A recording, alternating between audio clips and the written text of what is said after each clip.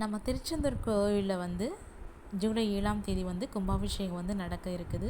கும்பாபிஷேகம் பார்க்குறது வந்து ரொம்ப ரொம்ப நல்லது. நம்ம வந்து 1000 முறை கோவிலுக்கு சென்ற பலனை வந்து தருவது தான் இந்த கும்பாபிஷேக தரிசனம்.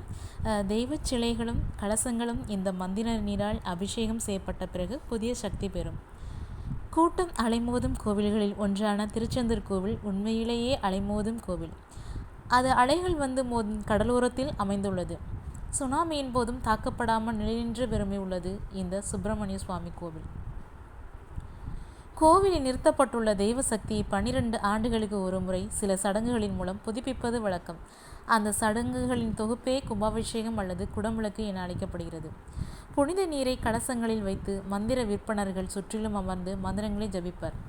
மந்திரம் மூலம் கலச நீரானது மந்திர சக்தி நிறைந்ததாக மாறும். பின்னர் அந்த புனித நீர் மூலம் தெய்வ சிலைகளும் கோவில் மேல் உள்ள கலசங்களை நீராட்டுவர். தெய்வ சிலைகளும் கலசங்களும் இந்த மந்திர நீரால் அபிஷேகம் செய்யப்பட்ட பிறகு புதிய சக்தி பெறும். கும்பாபிஷேக நீரை பக்தர்கள் மேலும் தெளிப்பர்.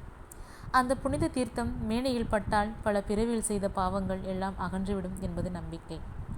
1000 முறை கோவிலுக்கு போய் வழிபட்டு அடையும் பலனை விட ஒரு ஆலய கும்பாபிஷேகத்தில் கலந்து கொண்டால் கிடைக்கும் பலன் அதிகம் என்று சொல்வதுண்டு. எனவே நாமும் செல்வோம் திருச்செந்தூர் முருகன் கோவிலுக்கு. திருச்செந்தூர் கோவிலில் நடைபெறும் இந்த குடமுழுக்கு விழா பார்க்குறதுக்கு வந்து பல ஊர்களிலிருந்து பல நாடுகளிலிருந்து மக்கள் வந்து அதிகமாக வந்துட்டுருக்காங்க. இந்த ஆலயங்களில் நடைபெறும் விசேஷங்களில் கும்பாபிஷேகம் வந்து ரொம்ப ரொம்ப முக்கியமானது. கும்பாபிஷேகத்திற்கென்று நிகழ்த்த வேண்டிய வேள்விகள் இருக்குது. அந்த வேள்விகளை வந்து நிகழ்த்திக்கிட்டு இருக்காங்க. நாமும் சென்று வழிபடுவோம் திருச்செந்தூர் முருகன் ஆலயத்திற்கு. நம்ம வீடியோ ஃபஸ்ட் டைம் பார்க்குறவங்க சப்ஸ்கிரைப் பண்ணுங்கள், அதிகளவு ஷேர் பண்ணுங்கள், உங்கள் ஃப்ரெண்ட்ஸ் எல்லாருக்கும் ஷேர் பண்ணிவிட்டு நம்ம வீடியோவை சப்ஸ்கிரைப் பண்ணுங்கள். தொடர்ந்து பாருங்கள். நன்றி மக்களே. ஜூலை 7ஆம் தேதி திருச்செந்தூர் கோவிலுக்கு நாமும் செல்வோம்.